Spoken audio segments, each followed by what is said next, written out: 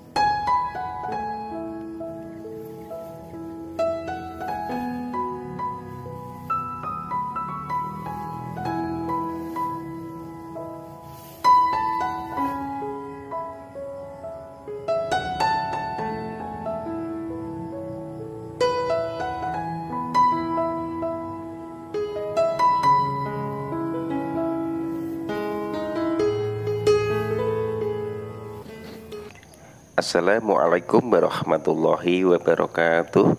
Bismillahirrahmanirrahim. Allahumma sholli ala Sayyidina Muhammad wa ala ali Sayyidina Muhammad. Berjumpa kembali dengan saya Heri Petani Indonesia. Teman-teman, pada kesempatan kali ini saya sedang melakukan pemetikan tanaman cabai saya. Tapi di sini saya tidak membahas masalah pemetikannya. Untuk penyepraiannya, teman-teman, saya hanya menggunakan Kalinet, kemudian Kalha, saya tambahkan Mordenvol, kemudian Vitaron untuk menjaga daunnya. Jadi pengocorannya itu saya kocor di lubang di tengah-tengahnya. Satu kocoran, satu lubang itu untuk 4 tanaman dengan dosis 200 ml air. Dosis pupuknya teman-teman, NPK 1616 saya menggunakan 1 kilo. Kemudian untuk ureanya 1,5 kilo sampai 2 kilo itu untuk 120 liter air ataupun 6 jerigen yang biasa saya pergunakan untuk melakukan pemupukan. Mungkin pada waktu itu banyak yang komplain, banyak yang protes. Pupuk urea dipergunakan dengan cara mengocorkan ke tanaman di saat musim penghujan akan membahayakan tanaman. Mungkin yang dimaksud adalah akan memancing datangnya jamur. Jadi kadang-kadang hal yang sepele kita abaikan sehingga membuat tanaman cabai kita rentan sekali terserang hama, jamur, kemudian layu fusarium, layu bakteri. Itu pun juga harus dihati-hati.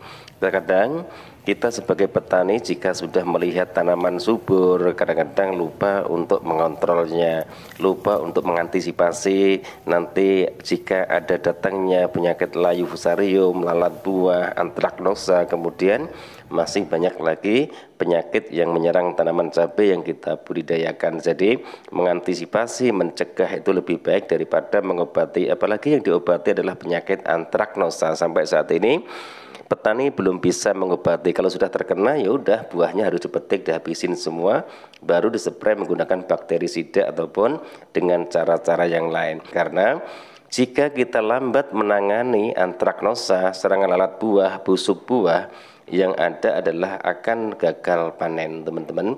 Tanamannya subur tapi buahnya tidak ada, tanamannya tinggi tapi buahnya pada hancur semua. Itu pun juga harus dipertimbangkan kita sebagai petani. Jadi intinya konsisten untuk merawat tanaman. Yang kedua adalah rajin dan tekun mengontrol daun dan mengontrol buahnya. Apakah buah ini sudah mulai terserang, ada bintik-bintik, kemudian apakah buah ini sudah mulai mengkerut, apakah tanaman cabai yang kita tanam sudah mulai kekurangan. Jangan hanya tanamannya saja teman-teman yang harus dikontrol, tapi tanah yang ada di dalam plastik mulsa pun juga harus dikontrol. Jadi di sini yang pertama yang akan saya jelaskan adalah bagaimana tata cara saya memproses lahannya. Pertama, proses saya lahan segembur mungkin.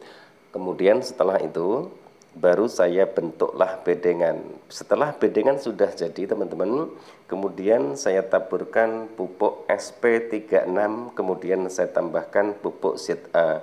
Dosis disesuaikan saja teman-teman, karena setiap lebar lahan itu pasti berbeda-beda. Yang penting disesuaikan saja. Kemudian tidak menggunakan pupuk kimia ataupun pupuk dasar juga tidak jadi masalah. Yang terpenting nanti setelah dilakukan pindah tanam, usahakan pemberian pupuk yang mengandung unsur nitrogennya tinggi itu diperbanyak, tapi dengan dosis yang disesuaikan juga. Kemudian setelah itu baru saya kocor asam humat power soil teman-teman. Itu saya kocor di setiap bedengan. Setelah itu baru saya lakukan penutupan. Setelah bedengan sudah saya tutup menggunakan plastik mulsa, saya tunggu jeda sekitar 2 minggu teman-teman. Setelah 2 minggu baru plastik mulsa itu saya buatkan lubang. Jarak antar tanaman, jarak ke samping itu 50 cm, kemudian jarak antar tanaman itu 75 cm, karena tanaman cabai ini sebelumnya adalah hasil tumpang sari dengan tanaman semangka. Kemudian setelah sudah saya lubangi teman-teman, sebelum saya melakukan pindah tanam, saya kocor menggunakan si karbon, kemudian saya tambahkan asam humat power soil. Dosisnya untuk 20 liter air saya menggunakan asam humat 3 sendok, si karbon 3 sendok. Untuk pengocorannya, satu lubang tanam saya kocor 100 ml air. Kemudian besoknya baru saya lakukan pindah tanam. Waktu pindah tanam, bibit tanaman cabai kami sudah memasuki 10 daun ataupun usianya sekitar 45 hari dari pindah semai teman-teman. Dihitungnya setelah tanaman ataupun benih cabai itu tumbuh. Kemudian setelah saya lakukan pindah tanam, pemupukan pertama itu saya lakukan usia 10 hari setelah pindah tanam. Pupuk yang saya pergunakan yang pertama adalah NPK 1616, kemudian saya tambahkan asam humat power soil. Dosisnya untuk NPK 1616 20 liter air saya menggunakan 200 gram. Kemudian asam humat power soilnya saya menggunakan 3 sendok makan. Dosis pemupukan, satu lubang pemupukan itu saya kocor 50 ml air. Kemudian setelah saya lakukan pemupukan, baru saya lakukan penyepraian menggunakan insektisida. Insektisida yang saya pergunakan adalah Abasel yang berbahan aktif abamectin. Kemudian saya tambahkan Vitaron SL teman-teman. Dosisnya untuk 16 liter air saya menggunakan insektisidanya 2 sendok makan, kemudian Vitaron SL saya menggunakan 2 sendok makan. Kemudian 20 hari setelah pindah tanam, saya pupuk kembali menggunakan pupuk NPK 1616, kemudian saya tambahkan asam humat power soil. Dosisnya masih sama, 200 gram untuk 20 liter air, kemudian asam humatnya 3 sendok makan, pengocorannya juga sama, 50 ml air untuk satu lubang tanamnya. Pemupukan ketiga saya lakukan di usia 30 hari setelah pindah tanam. Kemudian pupuk yang saya pergunakan masih sama, NPK 1616, kemudian saya tambahkan asam humat power soil, dosisnya sama, pengocorannya sama. 20 hari setelah saya lakukan pemupukan, baru saya lakukan penyepraian menggunakan fungisida teman-teman. Fungisida yang saya pergunakan yang pertama adalah Bion M, kemudian yang kedua adalah saya tambahkan Vitaron SL. Dosisnya Bion M-nya 2 sendok makan, kemudian Vitaron SL-nya 2 sendok makan. 30 hari usia tanaman cabai saya pupuk kembali teman-teman menggunakan pupuk yang sama, NPK 1616, kemudian asam humat power soil dengan dosis yang sama, pengocoran yang sama.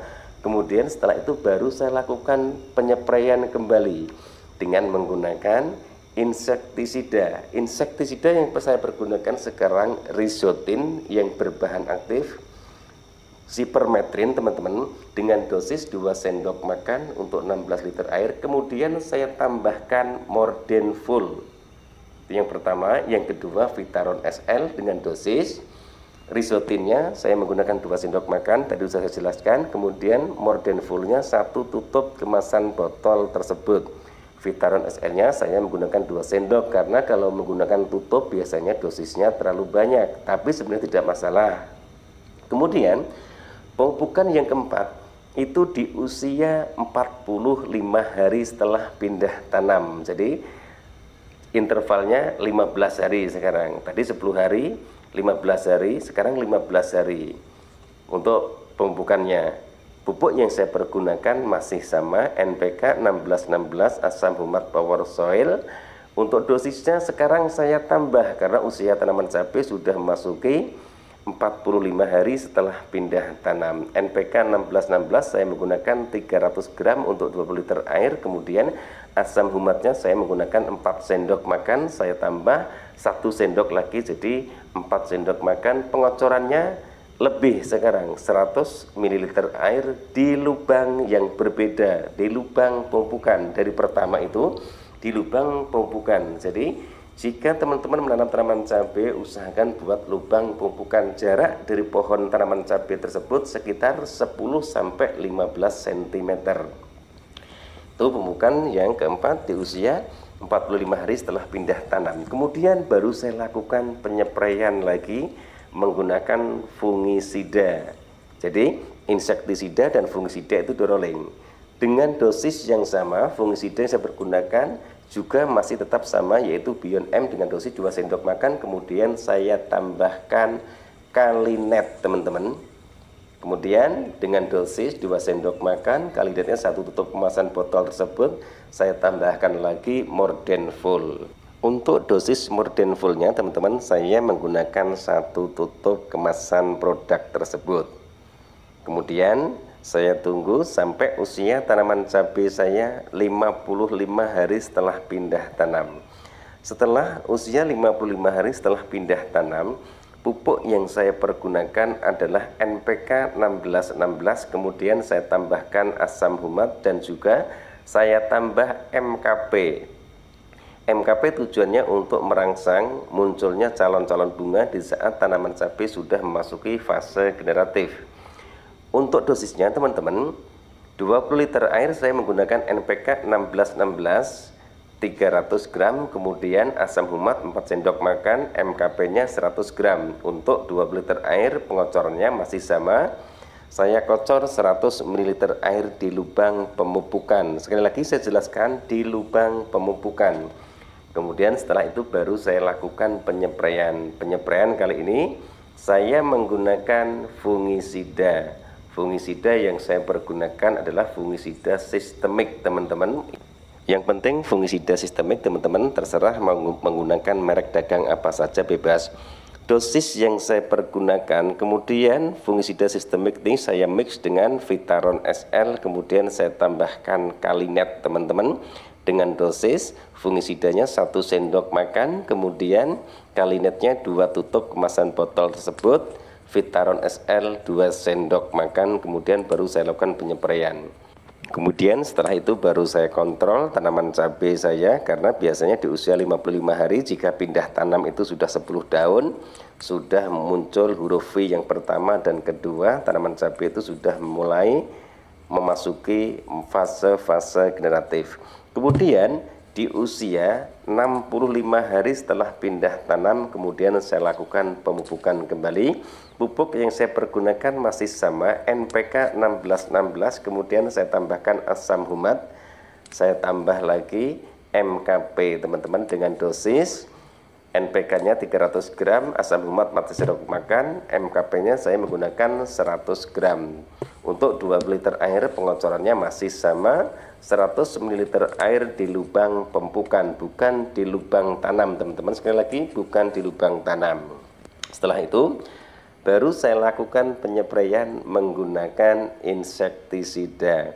Insektisida sekarang saya gunakan adalah Rizotin teman-teman. Tujuannya untuk mengusir lalat, kemudian semut, dan juga masih banyak hama-hama yang lainnya. Dengan dosis 2 sendok makan untuk 16 liter air. Saya tambahkan lagi Kalinet teman-teman, dosisnya 1 tutup botol kemasan tersebut. Kemudian di usia 85 hari setelah pindah tanam, saya akan melakukan pemupukan kembali dengan pupuk yang berbeda. Untuk kali ini NPK 1616 saya tinggalkan karena kondisi tanaman cabai saya sudah subur. Saya ganti menggunakan KNO3 warna putih, kemudian saya tambahkan asam humat power soil. Saya tambah lagi pupuk KCL teman-teman dengan dosis KNO putih 200 gram, kemudian untuk KCL-nya 150 gram, asam humatnya 4 sendok makan.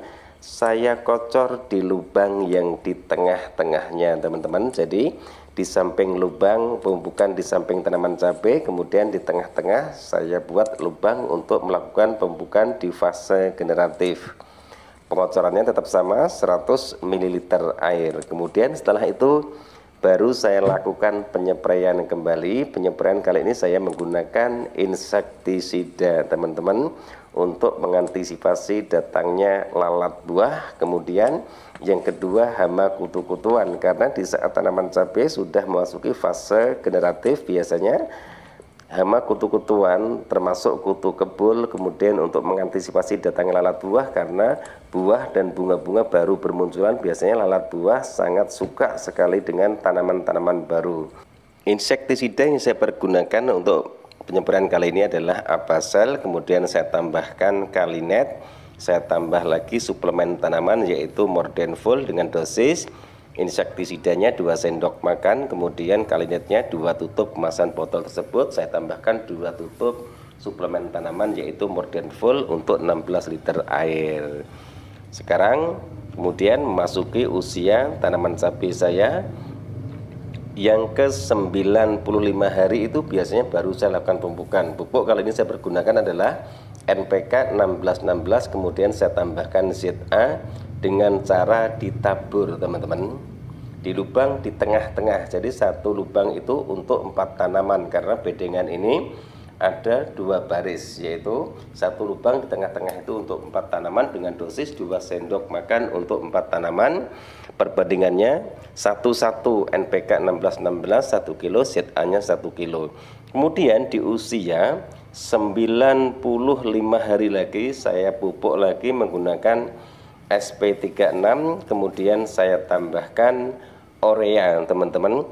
Perbandingannya 1 dosisnya sama, 1 ataupun 2 sendok makan di lubang tengah-tengahnya, jangan di samping lubang pempukan teman-teman, usahakan di lubang di tengah-tengahnya. Sambil saya kontrol tanaman cabai kami. Kemudian pemupukan yang terakhir itu di usia 110 hari saya menggunakan pupuk ZA, kemudian KNO3 warna putih, saya tambahkan SP36 juga dengan cara saya tabur. Itu tata cara kami teman-teman. Maka dari itu saya berharap ke teman-teman semua, sebenarnya video-video yang kami upload di channel Heri Petani Indonesia itu sudah lengkap sekali. Penjelasannya juga durasinya full, tanaman saya pribadi, kemudian bukan saya mencari info dari narasumber. Itu pun juga harus diapresiasi jika ada kekurangan, karena kami sendiri juga manusia biasa. Di samping saya melakukan perawatan tanaman cabai, saya pun juga sambil megangi kamera teman-teman. Mudah-mudahan apa yang saya bagikan minimal bisa memberikan tambahan-tambahan ilmu buat adik-adik kita, buat sahabat-sahabat tani semua, khususnya yang hobi menanam tanaman cabai. Wabillahi taufik walhidayah. Wassalamualaikum warahmatullahi wabarakatuh. Salam sukses buat Anda, salam sukses buat para petani di seluruh Indonesia.